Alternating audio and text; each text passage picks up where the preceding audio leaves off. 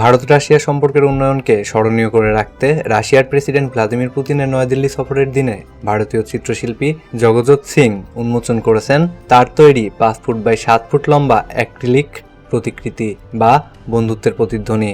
14 দিনের পরিশ্রমে তৈরি এই শিল্পকর্মটি ছিল এই সফরের সাংস্কৃতিক কার্যক্রমের অংশ।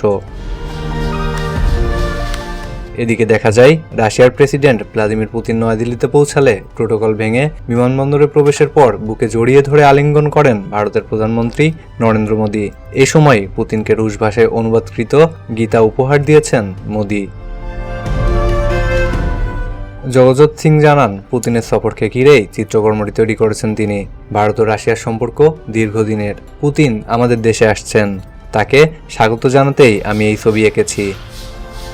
इंडिया और जो रशिया के जो संबंध है जो दोनों देशों के बहुत ही स्ट्रॉन्ग माने जाते हैं और मिस्टर पुतिन जी हमारे देश में विजिट के लिए आ रहे हैं दिल्ली में आके, तो उनके एक वेलकम की खुशी में मैंने एक पेंटिंग तैयार की है जिसका जो साइज़ है 5 फीट बाय 7 फीट पेंटिंग का टोटल साइज है। প্রথমে চিত্রকর্মটি সরাসরি পুতিনকে উপহার দেওয়ার ইচ্ছা থাকলেও রাষ্ট্রপতির ব্যস্ত সূচির কারণে শেষ পর্যন্ত এটি কুরিয়ারের মাধ্যমে পাঠানোর সিদ্ধান্ত নিয়েছেন এই শিল্পী।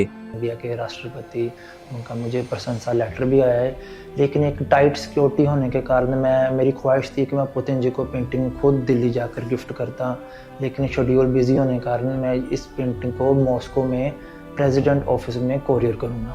ফুটেজে দেখা যায় জগজ্যোৎ সিং চিত্রটির শেষ পর্যায়ের রঙের কাজ নিখুঁতভাবে সম্পন্ন করছেন। তিনি বলেন, আমার শিল্পের মাধ্যমে আমি পুতিনকে অভিনন্দন জানাতে চাই। পুতিনের এবারের সফরটি 2021 সালের পর প্রথম ভারত সফর। 4 ও 5 ডিসেম্বরে হওয়া এই সফরে অনুষ্ঠিত হতে যাচ্ছে ভারত রাশিয়ার 23তম বার্ষিক শীর্ষ সম্মেলন। ভারতের পররাষ্ট্র মন্ত্রণালয় জানায়, লোককল্যাণ মার্গে পুতিন ও নরেন্দ্র মোদীর মধ্যে অনানুষ্ঠানিক মুখোমুখি বৈঠকের পর আনুষ্ঠানিক দ্বিপাক্ষিক আলোচনা শুরু হবে শুক্রবার। সূচিতে আরও রয়েছে রাশিয়া ভারত ব্যবসায়িক ফোরাম এবং রাষ্ট্রপতি ভবনে প্রেসিডেন্ট দ্রৌপদী মুর্মুর সঙ্গে পুতিনের বৈঠক। আলোচনায় দুই দেশের মধ্যে একাধিক চুক্তি ও একটি যৌথ বিবৃতির গ্রহণের পরিকল্পনা রয়েছে।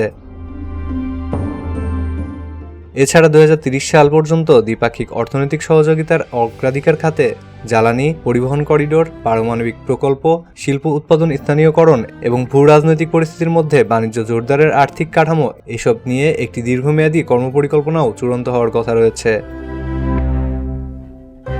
সাইদুর রহমান, ডেস্ক রিপোর্ট, নয়া শতাব্দী।